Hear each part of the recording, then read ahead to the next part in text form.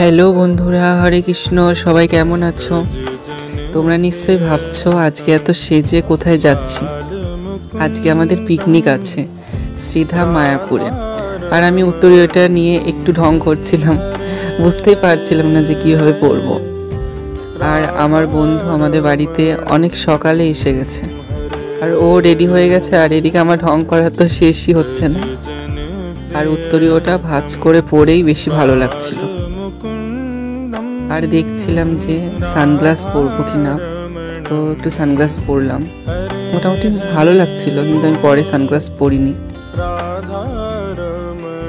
তো আমাদের সব ফ্রেন্ডরা আর প্রভুরা মিলে পিকনিক হবে শ্রীধাম মায়াপুরে রাজাপুর জগন্নাথ মন্দিরে। আর এই বন্ধুটার নাম সুজান।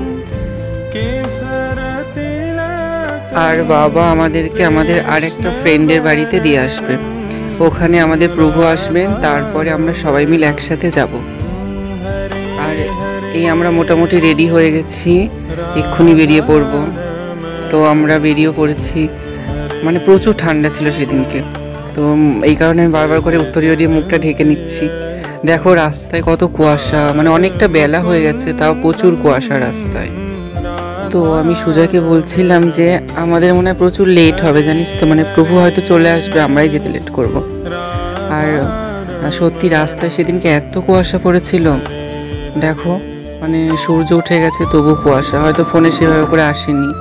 তো এর মধ্যে আবার বলতে বলতে গাড়ির পেট্রোল শেষ হয়ে গেছে, একে হয়েছে লেট, তার মধ্যে গাড়ির পেট্রোল শেষ।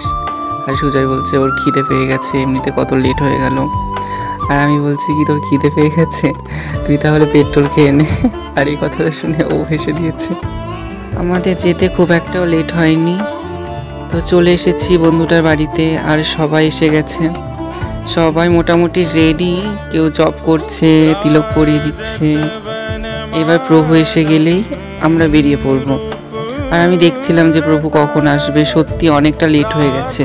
আর প্রভু অলরেডি এসেও গেছে, আমরা রওনাও দেবো এক্ষুনি। তো অলরেডি আমরা সবাই মিলে বেরিয়ে পড়েছি। দেখো রাস্তায় এখনও প্রচুর কুয়াশা আছে। তো আমরা রাজাপুরে চলে এসেছি, আর টিফিন খাওয়া স্টার্ট করে দিয়েছি। টিফিনে ছিল বেগুনি, মুড়ি, ছোলা কাবলি, লঙ্কার চপ, টমেটোর চপ, শসা, মূলো। আর প্রভুরা এখানে সবাই মিলে ভজন কীর্তন করছিল। আর এদিকে আমার সব বন্ধুরা আর প্রভুরা মিলে নৃত্য করছিল, আর আমিও নৃত্য করছিলাম, কিন্তু আমারটা ভিডিও তোলা হয়নি। আর এখানে সব শান্তি ঠিকানা।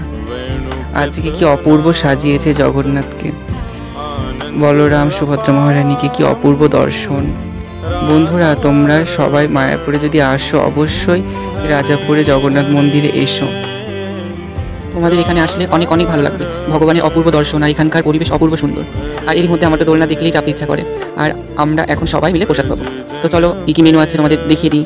প্রথমে অন্ন, তারপরে পকোড়া, ভাজা, তারপরে ডাল দিল, মিক্সড সবজি, পনির রসা, স্যালাড, চাটনি, পাঁপড়, মালপোয়া, তারপরে হলো পাটিসাপটা, মিষ্টি, আর সবার শেষে ফল। আর আমার ভিডিও করা দেখে একটা প্রভু খাওয়া বাদ দিয়ে অবাকভাবে মানে হা করে দেখছিল, আর ওনার এক্সপ্রেশন দেখে আমিও হেসে দিয়েছি। তো আজকের ব্লগটা এই পর্যন্ত। তোমরা সবাই ভালো থেকো, সুস্থ থেকো। হরে কৃষ্ণ।